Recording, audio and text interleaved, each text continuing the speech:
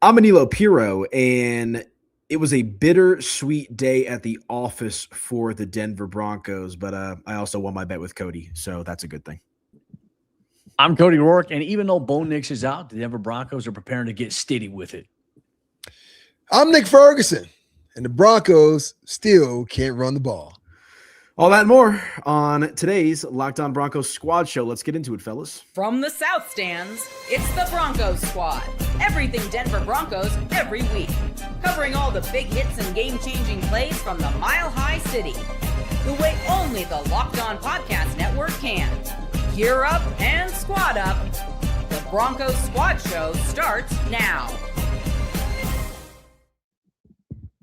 What is going on, Broncos country, and welcome on in to your Locked On Broncos Squad Show. Aniello Piro, Cody Roark, and Nick Ferguson joining you here today. Sarah Bettinger on assignment, but he will be back with us soon enough. And today's episode of your Locked On Broncos Squad Show is brought to you by our friends over at FanDuel. If you want to be right in the middle of the action this season, visit FanDuel.com and place your NFL live bets all season long. So yesterday was one of the craziest days, if not the craziest day, at least in my media career. And I know Broncos country is probably on a roller coaster of emotions and had a little time to kind of let the news sink in. And we'll talk about the Broncos' absolutely thrilling victory over the Buffalo Bills in overtime. What a game that was for Denver yesterday.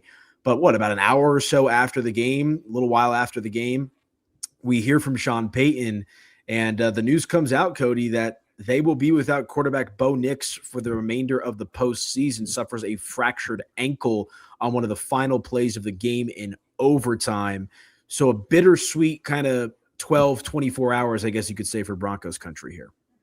Yeah, look, I mean, just terrible news to get after the highs of such an amazing win for the team. Look, that was a thriller. Cardiac kids, once again, you survive in overtime against the Buffalo Bills and Josh Allen, who everyone was plaguing to be Superman. And, Josh Allen's a pretty damn good player. And despite the fact that the Bills had so many turnovers, he was hard to stop consistently all night long. But the Broncos, they found a way. Bo Nix led a legacy drive in the fourth quarter here. And just unfortunate news. The crazy thing about it is there was no real sense of it when everything happened on the field. I mean, we know what play happened. I was on that QB design run to the left side there. He got twisted up on getting tackled by a Bishop of the Bills. Then, we go in the locker room after the game, and I see Bo on the x-ray table as we're entering the locker room. It's like, maybe he's gassed, maybe he's getting fluids, whatever it may be, because they have IV stations across the board, right? And then in the locker room, I'm sitting there, I'm standing in the doorway, I'm looking, and then Bo's walking off the x-ray table, and he's walking in the back. So we didn't think anything of it. And then obviously after post locker room access that we had there, we got done talking to Pat Surtain. I was heading back to go upstairs to write my game story when we got the notification. I thought, is this a fake tweet that just all of a sudden just made its way to my feed? And all of a sudden it wasn't just that. It was Schefter tweeting it. It was Rap Sheet tweeting it. I was like, wait a minute, we're just there. And all of a sudden we get a notification. Sean Payton's talking to the media again. I was like, wait a minute, something's up here. And unfortunately, just the worst news you could have after such a big win here for the franchise. Yeah, and one thing I could tell you guys, like you and I were covering the game, Nick, I know you were there yesterday as well, I believe, and I was in the room when Sean Payton came to give that update to Bo Nix. And so I start typically in the media room where they put Sean and Bo up typically, right? Work my way to the locker room, and I'm in the locker room. I see you, we're kind of running crazy trying to get these different player interviews and these scrums. And then I go back to the media room because I'm like, I got to, send video to my colleagues and figure out what I'm trying to post for social and all that good stuff. And the door opens as we're waiting, expecting it to be Bo Nix to come meet the media because he hadn't done so at that point. And the door opens and it's Sean Payton in his street clothes. And I'm like, what the heck is this? And he had like a little off the cuff remark about like, I just wanted to talk to you guys again. And then he delivers the news. And Cody, I can't even describe the feeling in that room. And look, obviously, like Nick's a little bit different because you played for the team, but like media, like we're not necessarily fans of the Broncos. I think we want the Broncos to do well because it helps us in our careers and the coverage and all that kind of stuff as well. But there was just a shock factor like I've never really experienced before in a post-game press conference when Sean Payton delivers that news. And it really kind of took a while to settle in. I remember I get back up to the press box. I'm like looking at you. You're looking at me. I'm like, what the heck is going on? Like, and it just turned the whole, it was a total curveball that really threw off the rest of the night. But Nick, I mean, have you ever experienced anything like this throughout the course of your playing career? And obviously just like your natural thoughts on the Bo Nix news last night. Like, this is the biggest story in sports right now. Yeah, I would say it's the biggest story in sports because of where the Broncos are at this particular point. And it was like a gut punch. And I mean, it's almost like finding out at your birthday party, your father's not your father, right? It was kind of one of those. That's a crazy comp, but yeah. It was kind of one of those things. The reason I gave you the crazy comp because surprise. Yeah, surprise. Right. It's so shocking because when I left the stadium, I waited a while to let the crowd die down and just trying to, filming some other stuff throughout the stadium.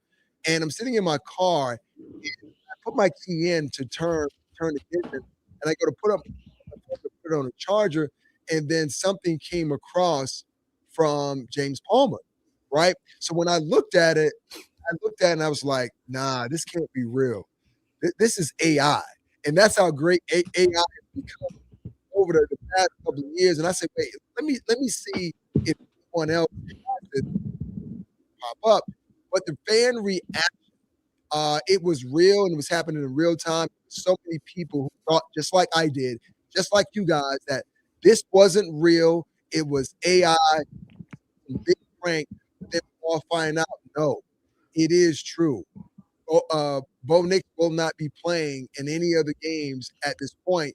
And then it's in question as far as what is this going to look like as far as that season is concerned. When is he going to come back? Because if I'm not mistaken, Jarrett Stidham only signed a 1-year deal, right? So I think it's 2. I think it was a 2. I'll look it up. Is it 2? I also know he's the highest paid backup quarterback in football, if I remember correctly. I think he's making $8 million a year, right? Yeah, it's a 2-year deal. Okay, so what a great job for him being the backup quarterback, but you're now being thrust into the most important game in your career, knowing that you've only had 4 NFL starts. And if we were to look at those starts, 2 were for the Denver Broncos, 1 was for the Raiders, and the other was for the New England Patriots, all at the end of the season where the starter was either benched or he was injured. But now you have to come in and you have to continue moving this team forward. It's almost like you're coming in, there is a last-second kick. And let's go back for a second to that Will Lutz kick. Take that kick, but move it back to the 56-yard line. And you got to nail that to win. That's where Jarrett Stidham is right now, gentlemen. Yeah, I mean, it's just been a crazy handful of hours, half a day, almost coming up on a full day now. And the only reason that I believe that the news was real is because I heard it from Sean Payton directly. And even like in the moment when I heard the news, I was like, what?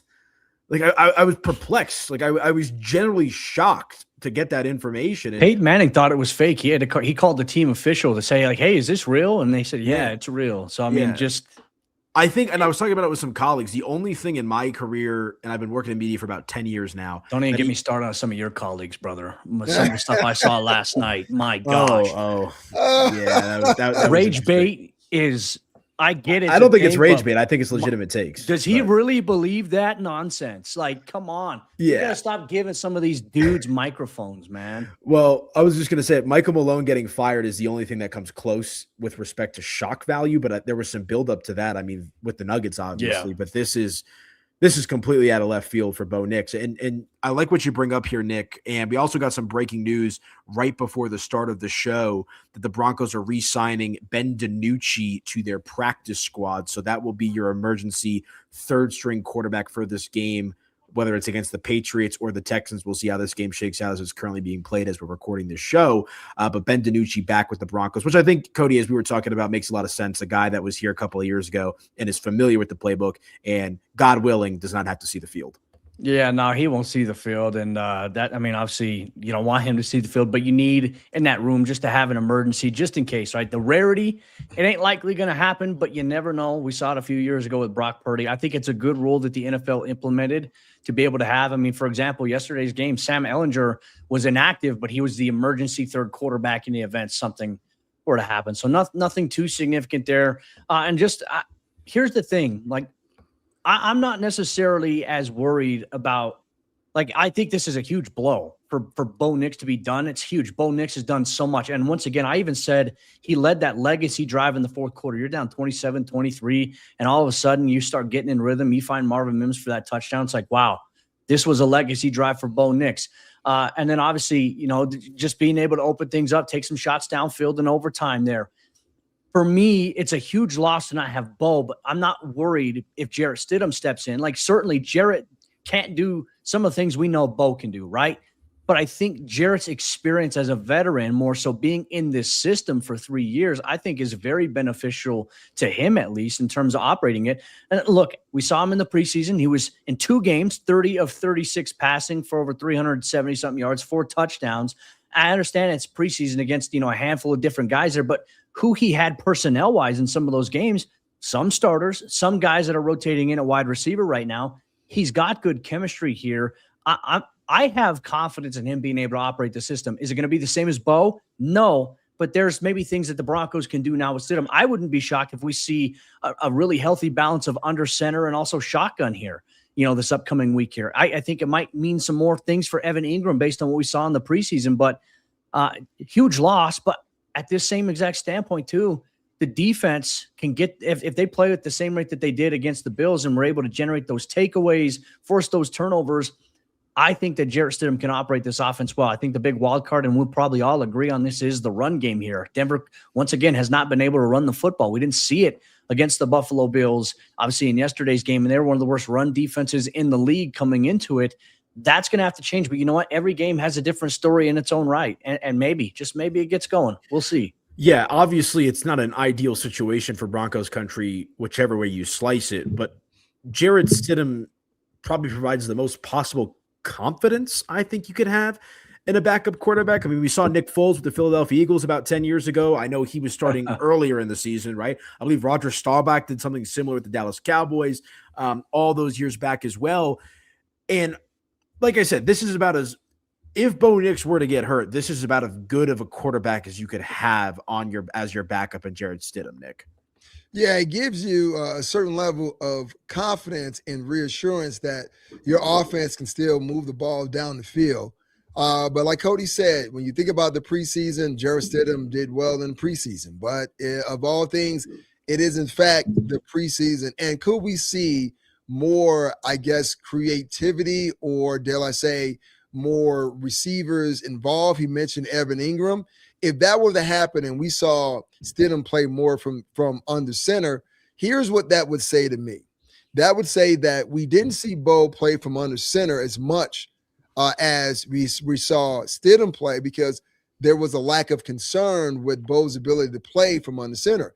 Then I go back and I look at Bo Nix' 46 passing attempts, right? He was 22 of 46, even though he led that drive, and it was a great pass. And it seemed like both teams were playing off that slot fade, because the Broncos got a chance to get some opportunities in the passing game, and so did the Buffalo Bills. So that may be the course of action for the Denver Broncos moving forward with Jarrett Stidham, but you still have that one problem, right? You in 2 years, you still have not been able to run the ball. And like Cody said, that's what we all expected. We were talking about the Bills having the number 1 ranked passing defense coming into this game. And it showed at times. But then you felt as though the Broncos could take advantage from a running standpoint, and they really couldn't. They mustered 70 yards rushing. And I think Bo Nix may have had 30, 40 of those. So Jaleel McLaughlin didn't really get off, and neither did, RJ Harvey. So the question becomes, once again, is it the fact that the Broncos cannot run the ball because the running backs are ill-equipped? I would say no. The idea is staying committed to the run game, but also the offensive line being able to create space up front by moving guys on the offensive line and driving them off the ball. You would have thought the 28th ranked rushing defense, you would be able to blow them off the ball. That didn't happen. And I don't know if you want Jarrett Stidham throwing 40-plus times a game. Yeah, and 10 rushing attempts combined between RJ Harvey and Jaleel yesterday. Bo himself had 12. Yeah, and he was the leading rusher with 20. That kind of speaks volumes in terms of the approach. And his longest of the 12 was 11 yards. Mm-hmm. Yeah, here's what I will say, because I completely agree with you, and maybe it changes because it's Jarrett Stidham. It ain't happening, bro. Like, it's just the Sean Payton way. You know, love him, hate him, live by the sword, die by the sword. He's going to go with those dink and dunk short passes. It's just the reality of the situation. Now, again, maybe his hand is forced a little bit here with Jarrett Stidham being the quarterback instead of Bo Nix, but the reality of the situation is he's a pass-happy play caller. And obviously, you know, the Broncos got the win yesterday, so c'est la vie, right? You can't be all that upset. Make sure now, don't do the Tony Romo and have me go after you too, right? Now, as you say that, two things can be true at the same time. So just my suggestion, as you say that, add the and to it, right? To establish why that happened. Well, why don't we hit a break? And when we come back, let's dive into that matchup between the Broncos and the Bills. Obviously, talk about Bo Nix's performance, but also get at what I think Nick Ferguson is trying to hit at here a little bit. So let's hit a break. We'll come back and do just that right here on your Locked On Broncos Squad Show. Back in just a moment, folks.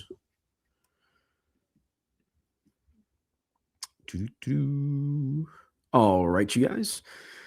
Real quick, let me tell you about our friends over at PrizePicks, because this episode is brought to you by PrizePicks. Whether you're starting a new routine or jumping into player projections for the first time, trying something new can feel like a challenge. But with PrizePicks, it always feels good to be right. With high-pressure football matchups every weekend and elite hoops action almost every night, the action never slows down, and PrizePicks lets you stay in control. PrizePicks is the daily fantasy app that makes watching sports even more exciting by letting you build lineups based on player projections. No drafts, no waiting, just pick more or less and play your way. Getting started on PrizePicks was quick and simple. The app is super easy to navigate. It's made watching games more engaging, especially following individual player performances. I love the flexibility with options like Flex Play, where you can still get paid even if one pick misses. The new early payout feature is an absolute game changer. If a player starts hot, you can cash out before the game ends. So download the PrizePicks app today and use code LOCKEDONNFL to get $50 in lineups after you play your first $5 lineup. That's locked on. That's code LOCKEDONNFL to get $50 in lineups after your first $5 lineup. PrizePicks, it's good to be right. Be sure to check out our friends over at PrizePicks, guys, and let them know that Locked On Broncos sent you. Okay, welcome on back into the program here. Aniello Piro, Cody, Roark, Nick Ferguson on your Locked On Broncos Squad Show. Hope everyone is hanging in there in Broncos country. Obviously, mixed emotions with the win, coupled by the news with Bo Nix. But we appreciate all of you watching on YouTube right now. The chat is humming. All of our live viewers, shout out to you guys. Do us a favor, though. Hit that like button. Smash that subscribe button. It really helps us out here on the channel. So do you want to talk about the 5 turnovers, Nick? Is that what we're trying to get at with the defense? Is that your big takeaway? Hell yeah. Listen, man, I've had to listen to so many people in this market, individuals who I work with in broadcasting, and even those on the national level who are constantly talking about, hey, here's the offense and here's what happened and the comebacks and the fourth quarter drives. All of that's fantastic. I love it. We can't take it away because those are things that actually happen. Now, the part that is often overlooked or not really truly discussed is, where are we going to give the credit?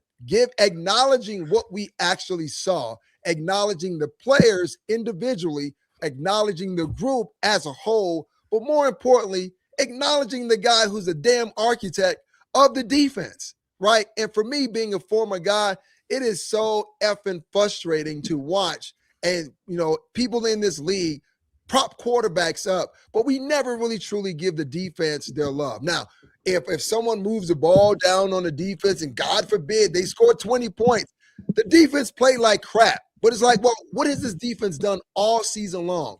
They have, like, you know, Drew Lock used to say, put on for my city. They've done that. They've done it time and time again. So why can't we not say their name? Why can't we not give Vance Joseph his flowers and say, well, this damn defense has carried this team to this point, and even with Stidham being the quarterback, they're going to have to carry his ass too, right? So they're going to need some soft shoes or whatever those comfortable shoes that they wear in the hospital to make sure that you're not on your feet all day and your back's hurting. They need to give the Broncos defense some of those shoes because they've been carrying this team all season long. Yeah, let me do my best LeBron impression. Not 1, not 2, not 3, not 4, but 5 turnovers. Doing a LeBron bit on a Broncos show? Come on. You know, it's more than a LeBron bit, though. It's more like a sports culture bit. Yeah, I know, but 5 turnovers. I mean, the Texans are trying to do their best Josh Allen impersonation right now at the Buffalo Bills with all their turnover problems. In this to be the Texans squad show talking about CJ Stroud after this game. Yeah, oy. That was rough. I will say this because I know I want to talk about the Jaquan interception because that is lighting this social media world on fire. Yeah, and I wish Sarah was here because we were going back and forth with him about this earlier in the week. How about Nick Bonito yesterday, man? I mean, that 1 sack fumble that he had when he came off the edge, I believe he was supposed to try to be like a pick play or something like that. I'm not trying to get, nostalgia baiting or anything like that. That was like what we saw from Von Miller in his prime, though.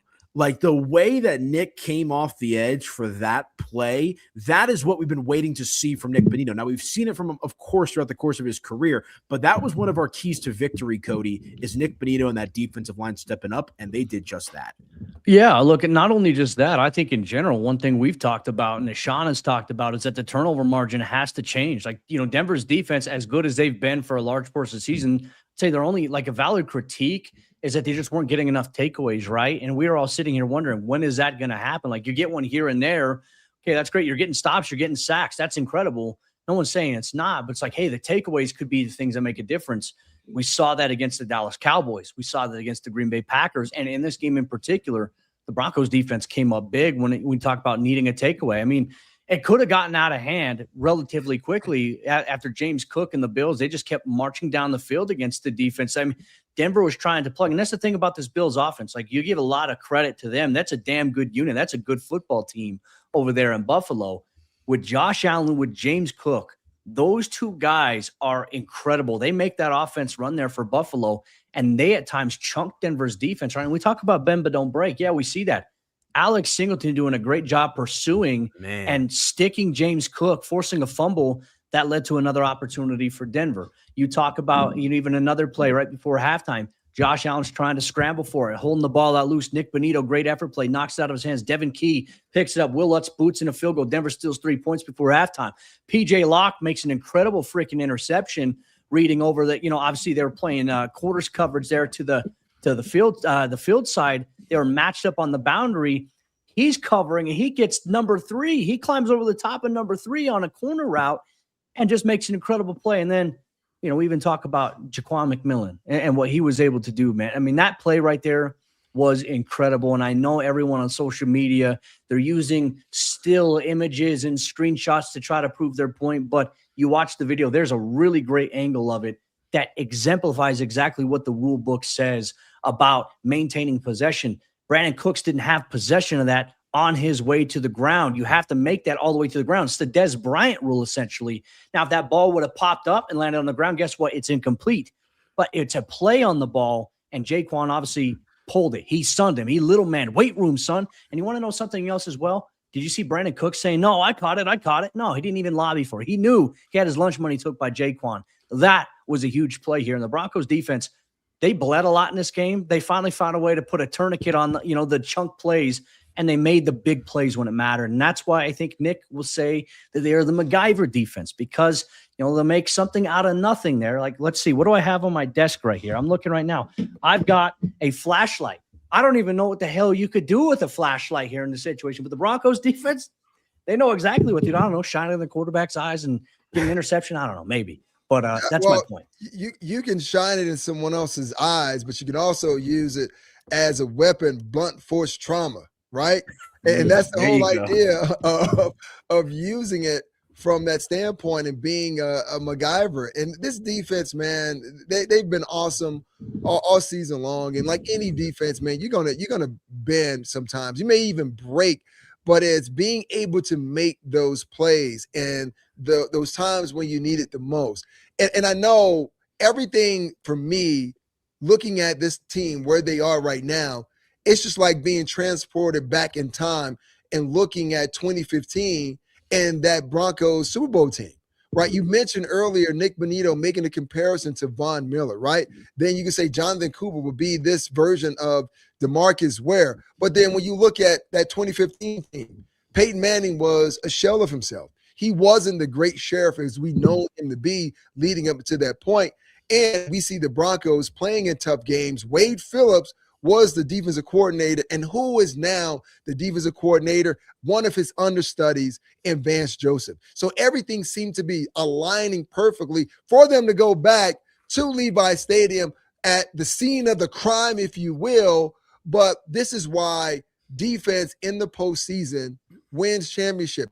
You can save all those offensive stats for the regular season, but when it comes to this type of year, this type of football, you lean heavily on your defense, and you usually lean on your run game, but that run game has been on a milk carton because they've been missing all season long, right?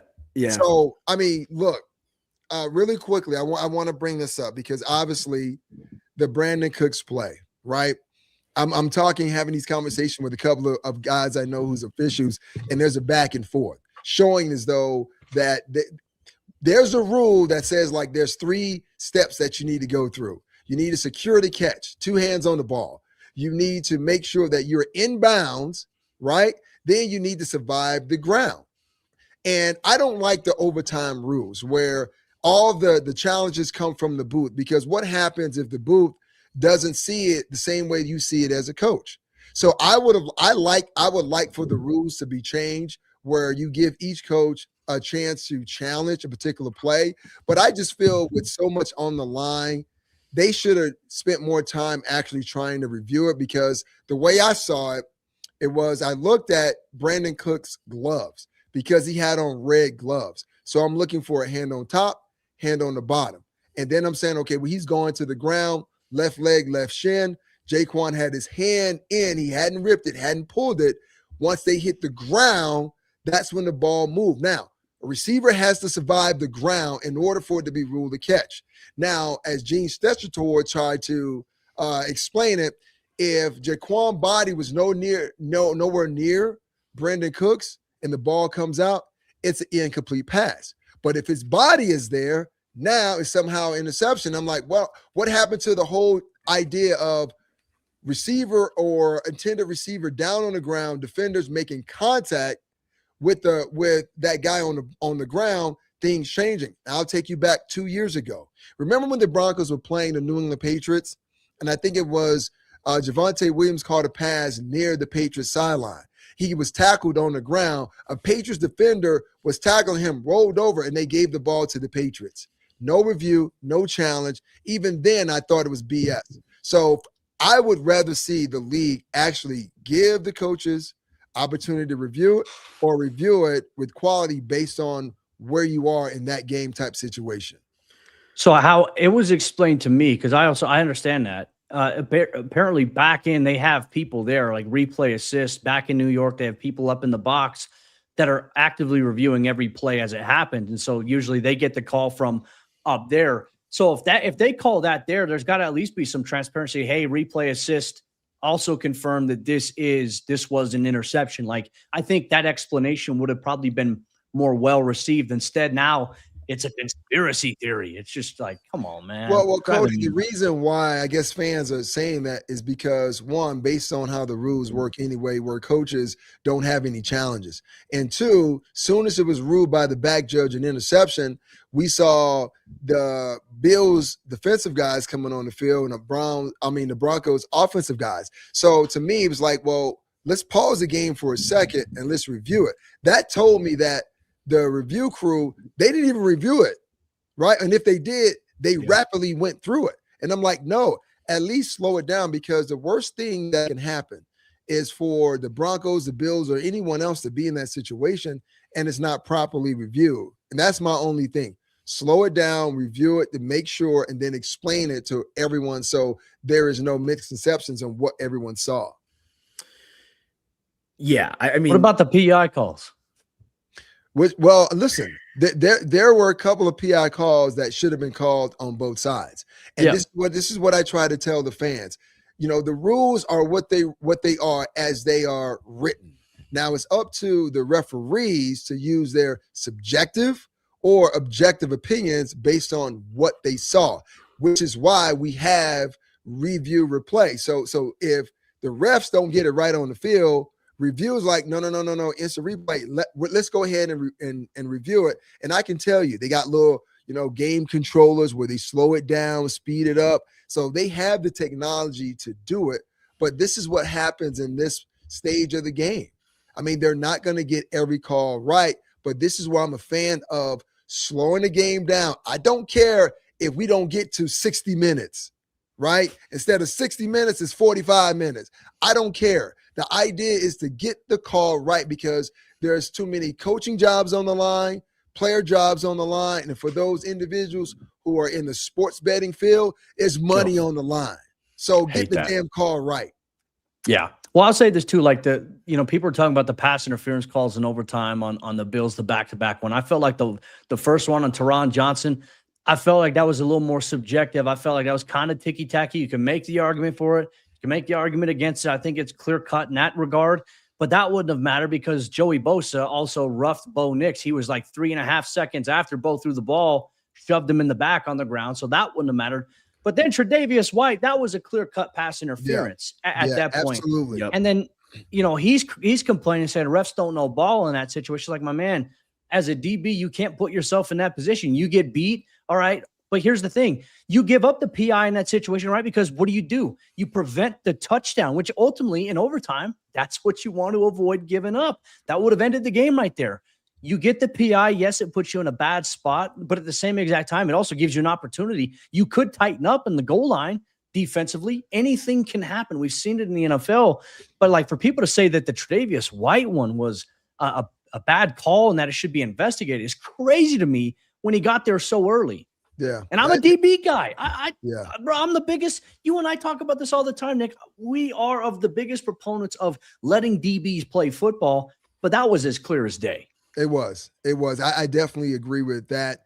And the one on Jaquan on that play with Brandon Cooks that we're talking about, could they have called, pass interference? Yeah, they could, because they say, well, he didn't really make a play on the ball. But the way the rule is kind of written, I mean, did he disrupt any ability for Brandon Cooks to come down with a catch? And the idea is no. Did he get there a little early? Yes.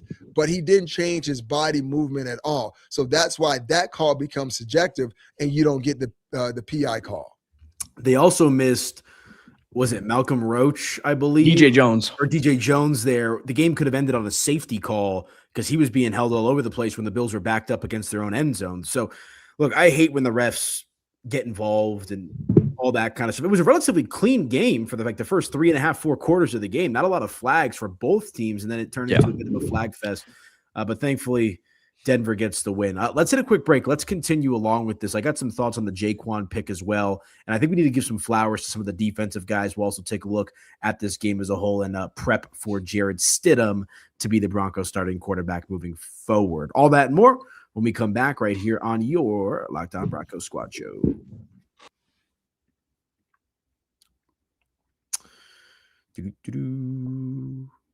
All right, you guys, real quick, let me tell you about our friends over at FanDuel. The NFL playoffs are here, and FanDuel is officially in playoff mode. Every game day during the NFL playoffs, FanDuel is giving customers even more ways to get in on the action, because right now, every NFL playoff game day, FanDuel users get a profit boost pack waiting for them inside of the app. Each game day, you'll see a pack loaded with multiple profit boosts you can apply to the bets that you like the most. Open your profit boost pack first thing on game day and see what boosts you want to apply. The boosts let you lean into your game day instincts, whether you're backing momentum, defense, quarterback play, or coaching. The boosts give you more juice on the bets you already like instead of forcing you to bet something new. Every play feels bigger, and the boosts make your bets feel that way too. You make your picks that apply your profit boost to go for after even bigger payouts while the playoffs get rolling. So just visit FanDuel, an official sports betting partner of the NFL, and grab your profit boost pack every single NFL playoff game day. Be sure to check out our friends over at FanDuel and let them know that Locked On Broncos sent you. Okay, welcome on back into the program. Aniello Piro, Cody, Roark, Nick Ferguson, Locked On Broncos Squad Show. Appreciate all of our listeners out there in Broncos country, or also just some general NFL fans that are tuning into the program here today. If you are on YouTube, hit that like button, smash that subscribe button. Really helps us out here on the channel. And of course, we also love our audio listeners. I'll put a bow, at least on my thoughts, with the J-Mac interception. I've watched that replay a gazillion times. That's a clear-cut interception to me. I don't really understand the debate that is going on social media, and I understand, like, I'm not a Bronco fan. Like, I cover the Broncos, right? But like, I'm looking at this about as neutral as I feel like I could. The ball didn't hit the ground. The play was still in motion. Jaquan came up with it. That's a textbook interception. But the bigger thing here is, and I understand that was a massive game-deciding type of play, you can't turn the ball over 5 times and expect to win these football games. I mean, we'll see if Houston, I believe they turned it over 4 or 5 times in their game against New England Patriots. But like, you turn the ball over 5 times in a game. 2 turnovers is crazy. 3 is like mind-blowing. 5 turnovers in a game, you probably don't deserve to win the game. And credit to the Bills for fighting and clawing and sticking around. But you turn the ball over 5 times, you should not be surprised when you lose a game, Cody. It's hard. I mean, it's the fact that they turned it over that many times, and at one point it seemed like they had all the momentum to win the game, right? Denver was up 23-10. I was saying to Rachel, who was sitting next to me, I was like, this is just not a good, like, this does not feel like the comfortable position to be in. Like, if you're the Broncos, you can't get comfortable here. And sure enough, it just took a couple of plays for the Bills to get right back into it. But, you know, I think those plays, they came at big moments for Denver's defense. But you're right. Like, you turn the ball over 5 times like that, you're not expected to win. And I think that's one thing that Denver's defense has needed to find a way to flip the switch to generate that amount of takeaways in one game is huge for them. That's a confidence booster. It reminds me of 2023. Remember, it started in the Chicago Bears game. They just started off for 5 straight games ripping off turnovers left and right. And guess who kind of facilitated that? Jaquan McMillan, man. I tell you, that guy, he deserves more looks. He should have gotten, you know, some votes, some consideration. I feel like he's going to get a nice little payday here this offseason. I think it is going to be in Denver. But Denver, man, could you imagine if the Broncos offense turned the ball over 5 times? It probably they would not have won. It would have been so hard for them to overcome, considering they don't have the run game. You know, and once again, like, I don't know, man. That's just frustrating to me to see some of the narratives come out. But nobody's talking about that. Everyone's talking about Josh Allen, like, no disrespect, but like he lost a family member or something. And they're writing eulogies about Josh Allen and his football season this year. And it's like, you know what? Josh Allen is, in my opinion, one of the best quarterbacks in the world. He is damn good. I sat there and watched this dude. I'm like, man, how is he going to just will himself there? Overcoming 5 turnovers and almost having a chance to win is special. He's a great player. But, man, let's just stop with that whole nonsense about, oh, my God, Josh Allen, we feel so bad for him. Like, just quit that stuff. This is football. Like, I just pisses me off, man. I get fired up here. I mean, the Bills locker room was like the scene on the Titanic last night, you know, with like all the waterworks. The violins playing. I mean, like, and I get it, you know, no Lamar, no Burrow, no Mahomes, right? We've heard this narrative time and time again. You turn the ball over 5 times. I mean, the fumble from Josh Allen that spotted the Broncos an extra 3 points before half is just unacceptable. It's unacceptable. Well, Bills fans had a lot to say about Lamar Jackson last offseason, so we'll see. Yeah, it's just it blows my mind, man. I mean, I was in the press box last night, and I'm assuming it was like the Bills PR person, and I'm like, you know, working, but I could hear some of the conversations that are going on, and I'm assuming he's talking to the Bills reporters. He's like, Sean McDermott wants to follow up on his comments about the Jaquan McMillan interception. I mean, he's in disbelief. I don't understand the controversy. It looked pretty textbook to me. And again, this is not me with orange and blue glasses. I understand that it's a fuzzy play to a certain extent, but when you watch it in slow motion, the ball never hit the ground. J-Mac came up with it. What are we talking about here? And again, Nick, 5 turnovers. 5. What are you?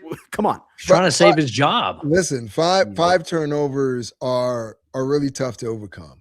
And even though that play has become and will become the topic of conversation, because after the game, when I saw it, I mean, I saw it live, but when I saw it again, I think Adam Schefter sent it out, James Palmer, and maybe CBS sent it out.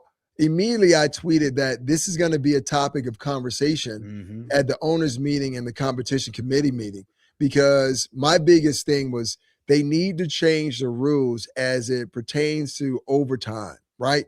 At first it was whomever got the ball first scored, the game was over. Now each team gets an opportunity.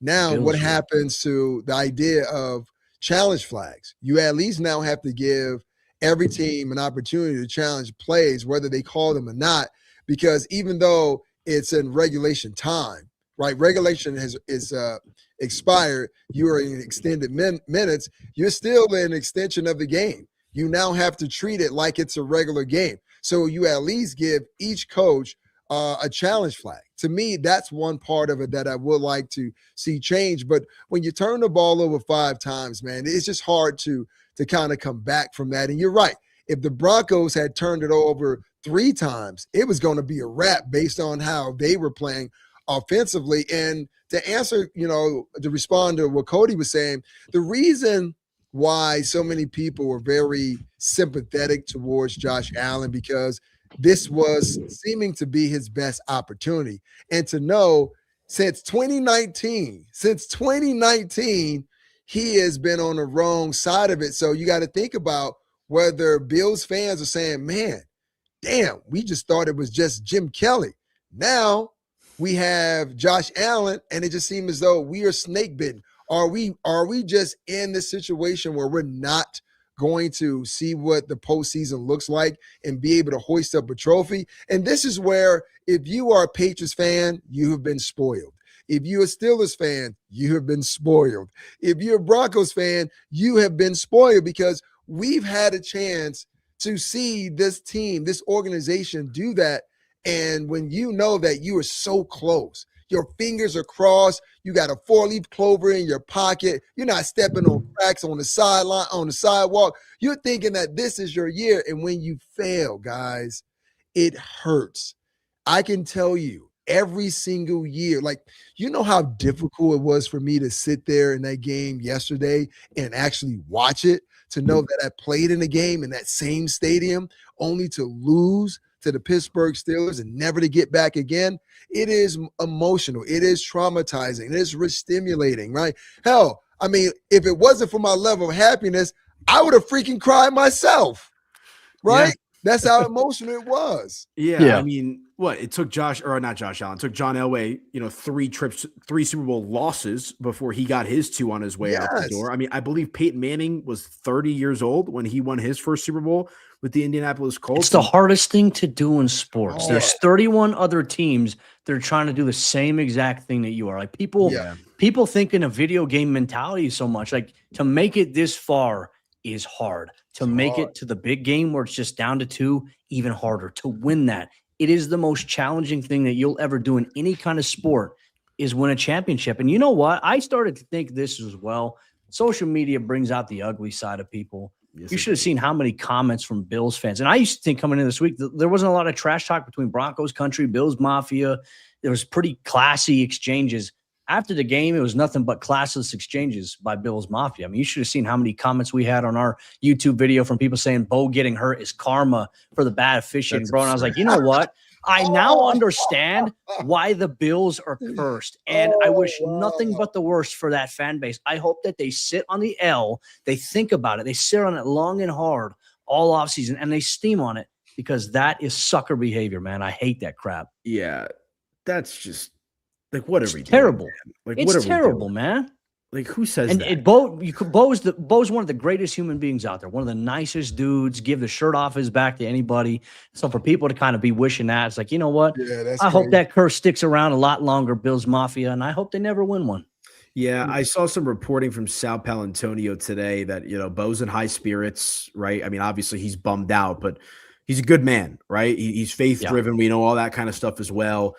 I believe it was Sean yesterday was making the joke about how he had learned that Bo had dealt with some ankle stuff in high school and college. And he's like, if I found that out, I don't think I would have drafted you. Obviously, that's tongue-in-cheek and playful.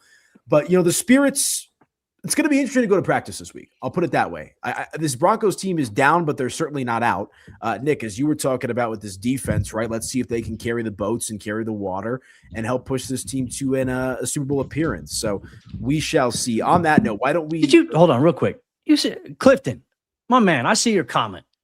Chad Kelly could challenge Stidham for the starting job. No, he could not. Let's stop that. My goodness, what are we doing, folks? It's Sunday. It's supposed to be the Lord's Day, and we're sitting here talking about Chad Kelly. My goodness. It is ridiculous. But, you know, I'm sure there's a lot of people. I remember the conversations early in the year and even from the preseason, start Stidham over Bo, right? Like those were real conversations and comments I was seeing from fans out there. So some of them are going to get their wish. We'll see if Jarrett Stidham can lead the Broncos to the promised land. But, okay, let's hit a break. We'll come back and we'll turn the page. Obviously, this win against the Bills was thrilling, but let's take a look at what's ahead for this Denver Broncos team because despite the injury to Bo Nix, they're still playing football. They still got a chance. We'll talk about what Jarrett Stidham means for this Denver Broncos team when we come back right here on your Locked On Broncos Squad Show. Back in just a moment, folks. Okay, guys, the draft pick positions are set and so many teams are looking for their franchise quarterback. Ever wish to become a pro quarterback getting drafted first overall by, say, the Broncos? Well, now you can. There's a mobile game just for you called Ultimate QB Football Legend. In this game, you step into the cleats of a number one draft pick quarterback, and it's your job to lead your team to greatness to help turn a failing franchise into a dynasty. This is the number one quarterback career mode game on mobile app stores, and it introduces the most realistic environment with full career control. Sign contracts, train and upgrade yourself, build chemistry and evolve your teammates, give input to your GM on roster moves, play the actual game in 2D, and rise through the ranks to become a pro football legend. You'll deal with the ups and the downs of a quarterback career from rookie nerves to playoff drama, and every choice shapes your journey. Ultimate QB is a totally free to play, has no ads, and works 100% offline. Perfect for when you want to sneak in a game or two on the go. Just head to ultimate-qb.com. That's ultimate-qb.com, or search for Ultimate QB in your app store. And we've got something special just for you guys. Use the promo code Locked On in all caps in the game store to get a free boost at the start of your career. Ultimate QB Football Legend QB1. It's your legacy. Be sure to check out our friends over at Ultimate QB and let them know that Locked On Broncos sent you. Okay, welcome on back into your Locked On Broncos Squad Show. AP, Cody, Roark, and Nick Ferguson hanging out with you here on this Sunday afternoon, heading into the evening. We'll see if it'll be the Houston Texans or the New England Patriots. It looks like it's going to be the Patriots just based on how this game is going, but we can kind of maybe save some more thoughts on a potential matchup for the end of the show if we want to go there. But first things first, I know we've kind of danced around it. We've touched on it a little bit, but the reality of the situation is Bo Nix isn't coming to save this team moving forward. It will be Jarrett Stidham, God forbid Sam Ehlinger or Ben DiNucci, but Stidham is going to be the guy, man. And I think back to his quotes in his press conference when Bo Nix won the starting job coming out of training camp. And, you know, Stidham was very adamant. I can be a starting quarterback in this league. I believe in myself, you know, all of those type of buzzwords. Well, he's going to get his opportunity right now. And the other thing that I would say, Cody, Sean Payton has a pretty good record of dealing with backup quarterbacks. You think back to Teddy Bridgewater in New Orleans, Jameis Winston, Taysom Hill. So again, this is about as good of a situation as you could hope for considering the circumstances for the Broncos moving forward with Stidham. Yeah, and look, one thing I would say in those situations, you know, it's when you lose a guy like Drew Brees, my goodness, you know, what do you do? When you lose a guy like, let's say if you're the New England Patriots, you lose a guy like Tom Brady, what do? You have to find ways to adjust, right? You know, we could sit here and be, you know, sad about Bo Nix being out. Unfortunately, it doesn't change the reality of the fact that he will not be able to play. So for the coaching staff and for Stidham, it's an opportunity to go there and get to work. And certainly, I think when you mention those examples about Taysom Hill, Jameis Winston, Teddy Bridgewater, the success that obviously New Orleans had when those guys stepped up, it wasn't like they used the same game plan most of the time that they would install with Drew Brees. You know, there's a little bit of balance. What does Stidham do well? What are things that, you know, Stidham can operate under the system? I think when you look at both guys, like, I don't think anyone's sitting here saying that, hey, Jarrett Stidham can do the same exact things that Bo Nix can. I think in certain areas, maybe, but I think when you talk about the athleticism, I think when you talk about Bo's ability to avoid sacks, I mean, Bo wasn't sacked in yesterday's game. That right there is something that sometimes you can't teach. Like, out of every quarterback in the NFL right now, I would say Bo Nix is probably the most elite quarterback at avoiding sacks at this standpoint, sensing where pressure is. We saw it a handful of times there yesterday as Joey Bosa was trying to get after him. I thought they did a really good job with that. So how do you build a game plan that's around the things that Jarrett can do well? Certainly the run game is going to be a big complement of that. But I also think Jarrett can attack, every level of the field as well. Does he have the arm velocity of Bo Nix? I don't think so. But is he smart? Is he accurate? Is he timely? I think he is those things, but it's about getting into rhythm there. And I think the biggest ally to that, look, the defense is playing with some momentum. They got the takeaway train rolling yesterday. Can they carry it over in the AFC Championship game? Great. The run game is going to have to be a focal point of that too for Denver going forward. I think that will help Jarrett Stidham. But the question is, will Sean Payton commit to that? That is the question that we're all sitting here asking ourselves here today. Nick, the floor is yours. Well, I don't think anyone is questioning the level of competency that Stidham has. The fact that you've been in this offense for the past 3 years, yeah, you should be well equipped to be able to go out and orchestrate. But it comes down to execution and being able to handle the pressure, because this is not a preseason game that we're talking about, fellas. Not while you lose that preseason game and I got the remainder of the regular season to look forward to holding the clipboard. It's like, no, it is when to go home, right? This whole dream and this idea of Coach Payton being the first coach in NFL history to win a Super Bowl with 2 different teams, it all rests in the shoulders and the feet of one guy, and that's Jarrett Stidham. Now, Cody, you mentioned something that's really key. It's key to a veteran quarterback, as it's key to a rookie quarterback on any level, whether it's Pop Warner, high school, college, or the pros, is having a complementary run game. That is something that the Broncos don't have. We've been talking about it for 2 years, still haven't seen it. We've had Coach Payton asked about it going into halftime. We still haven't seen it, right? We were told against the Chargers that was just a vanilla offense, right? No, it was not. It's a vanilla offense. Wait till we get to the playoffs. We're going to see it. We didn't see it, right? And you were playing against James Cook and Josh Allen, and we still didn't see it. Now, if you're going to tell me now with the situation being as dire as it is, now there's going to be a commitment to it? No. The only thing that I said came out positive of the game against the Bills was we saw freaking Marvin Mims, right? It's like, where was that all season long? That could have been a go-to all season long. And oh, by the way, the last time we saw Jarrett Stidham was against Arizona. It was against their backups. And from what I hear, you know who was calling the plays during that preseason game? Davis Webb, right? So if you're telling me that Sean is going to acquiesce to Davis Webb and allow him to call plays, then I'm going to say, you know what? Gets all thumbs up for me. But right now, I can't really say it because the Broncos don't run the ball, which is going to put a lot of pressure on Stidham. And what do we see? What do we know that happens to quarterbacks when they feel pressured? They start to press. And when you start to press, bad things happen. You want to know how I know? Remember, let's rewind the game yesterday. What happened to number 17? Pressing too much. 5 turnovers. Can't do it.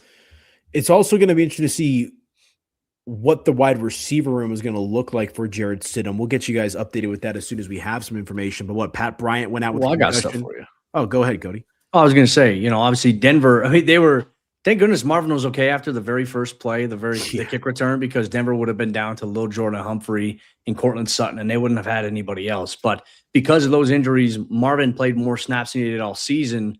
And so it impacted maybe some things you do within special teams. To my understanding, Pat Bryant is okay. I know he wanted to come back in the game. It's out of his hands in that situation.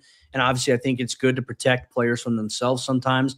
But he was posting on social media as if he's fine. He's going to be, he'll be ready to rock and roll next Sunday, 1:00 Mountain Time. Troy Franklin, on the other hand, that's going to be a little more tricky considering it's the hamstring injury, soft tissue.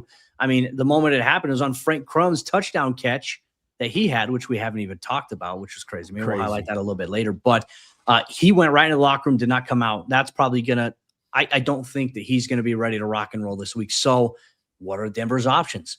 Well, you got Elijah Moore on the practice squad. You got A.T. Perry. And then I believe you have Michael Bandy as well. They're going to probably have to elevate one or two of those guys this week because you need some investments there. You need some insurance at wide receiver. There's no one you can pluck off the street right now that's going to obviously play a role for you. So that's going to be the approach here. And you need guys like Cortland Sutton to continue to step up. He had a couple of drops, but I felt like on that final drive in the fourth quarter, he redeemed himself in a big way. Lil Jordan Humphrey had that touchdown drop, redeemed himself a little bit later, but you still want to have that first one.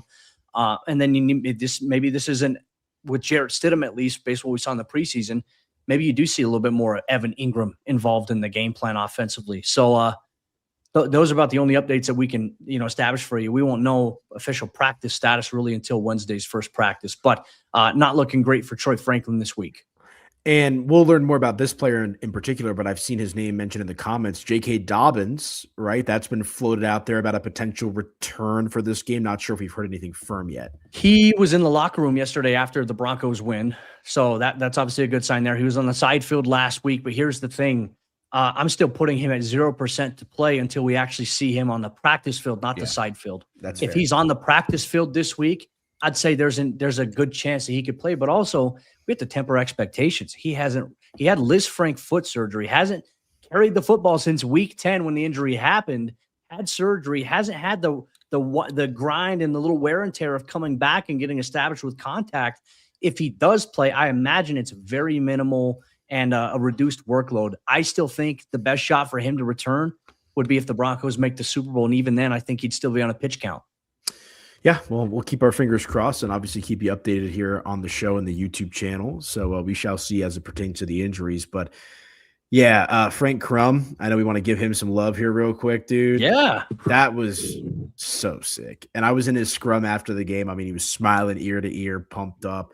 He may have been the best Wyoming Cowboy on the field yesterday, Some might say. Well, I would say, I wouldn't say he's the best Wyoming Cowboy. It's clearly Josh Allen, but man, he was the first Wyoming Cowboy to score in the game, though, so to speak. There. And did you see that that's his first reception ever? Not he just didn't a even touchdown. Score backyard. He said when he was a kid, he didn't score any backyard football touchdowns. This was the first ever touchdown. What a moment there. Yeah, I mean, Nick, as a defensive player, I want to get your thoughts on this. How would you feel if a big offensive lineman like that caught a touchdown? Has that happened to you before in your playing career? Because I know back in the day, that actually used to be a little bit of a staple. They do it with J.J. Watt all the time. Has that ever happened to you? Hell no, that's never happened to me. No, because the first thing you pay attention to from a personnel standpoint, he has to report to the referee, hey, 73 is eligible. So first off, you're thinking, okay, well, he's eligible. And could they throw it to him? There's a possibility. He's like 6'7", right? I know he's not a really fast guy. You're not thinking that he's not going to catch it. Stop it, Cody. I see you doing that. But the idea is that you got to keep your eyes on your luggage, especially when the team is desperate and they're struggling to score points inside the red zone. The Broncos were 1 for 4 in the red zone, and the only scorer happened to be, that's right, Frank Crumb. So big shout out to him, and he's having a great year because he's getting a lot of time being that extra lineman. I mean, so now he'll be able to say, you know what, Mom and Dad, I'm playing more than I ever thought I would play. I scored a touchdown in the divisional round, the only touchdown to be scored. And oh, by the way, I blocked the field goal, right? So Frank Crumb is having the best year of his life, but these are the things that you have to pay attention to defensively. And when you have those mental breakdowns, and we've seen them on both sides of the ball, these are the things that happen. Yeah, we called that the Twinkie package back when I played. Anytime we had the big man come in eligible. Twinkie package, Twinkie. Yeah. Man, did you see the celebration though? Did you see Quinn Miners? You know how he always lifts the guys up in the air. He lifted big old Frank Crumb up. Oh, I didn't, like Dirty Dancing. I missed that. He posted on his Instagram story, Quinn did. I saw it this morning. That was such a cool moment. All right, winding down here. Any closing thoughts we want to get off the chest? Obviously, we'll be back in a couple of days leading up to the Broncos game in the AFC Championship. New England's up 12 points right now with about 5 minutes left to play. So if everything holds It will be New England. CJ Stroud's been up and down this game. We shall see. He just got sacked on third down, too. Yeah, I just saw that. Yeah, Like probably going to be New 18, England. so I'm looking. It's going to be. I'm thinking or preparing for New England. I think it's the better matchup for Denver, if I'm being honest with you. I mean, also, New England has turned the ball over 3 times in this game. They've had a lot of fumbles. Drake Mays, I believe, in this game, if I'm not mistaken, he's thrown 1 interception, had a handful of fumbles. They're explosive. Their defense is good, 100%. But I think for people to act like, the season's over, like, stop it. The season ain't over. Like, it's the NFL. Stranger things have happened. Is Denver's path to the Super Bowl more difficult now without Bo? 110%. Yes. Still possible to get there, though. I'm with you. Nick, any closing thoughts? Yeah, man. You gotta let him drop, man. You gotta let him hang. At this point, that's where you are. Man, scared money don't make money. You know, this is the opportunity for Jarrett Stidham to step up into play and just kind of call his shot, if you will. Right? If he ever wanted that type of moment, a Nick Foles type of moment, he's been presented with it. Now we just have to wait to see if he's up to the task and he can bring the boys home. But it's going to be another hell of a game. The game yesterday was a damn fist fight. It was a back alley fight, and that's what you want. You don't want one of these lopsided scores where it's 41-6. No, you don't want that. This is what you live for. You want to be in these types of moments. So we'll see if the boys can get it done. But even with Stidham, this still puts a large amount of pressure on Vance Joseph and the defense for sure. Cody? Yeah, no, I agree. Look, this is it. It's do or die at this point. 2 games left, 1 guaranteed. You took care of business already. Now, more than likely facing off against the New England Patriots who have to come to the Mile High City. It's supposed to be a little bit of a cold game next week, apparently for the early forecast of that. What better way to come out there and shock the world than Jarrett Stidham and the offense figuring out how to light it up, but then the defense continue to put the clamps down on people. I'm excited about it. It's going to be a fun matchup, going to be a tough one. But you know what? This is what happens. You want to go to the Super Bowl, you got to play in these big-time matchups. Yeah, I'm with you. And look, the Broncos are going to be underdogs in this game, regardless of if it's New England or Houston. That tends to bode well for them. Tends to bode well for them. And like I said, I think New England's actually a little bit of a better matchup. I mean, Houston's defense, when CJ Stroud turns the ball over 4 times today, you know, some other stuff as well. But it's a young New England team. I think Denver has one of, if not the best home field advantage in the NFL. It will not be easy. And I'll say this, and we'll talk about it more when we preview it coming up this week. The Broncos have a real chance to win this game. The Broncos have a real chance to go to the Super Bowl if they take down the New England Patriots in the AFC Championship game. So we shall see. How fitting. How fitting. Yeah. Oh, so reminiscent of 10 years ago. Yeah.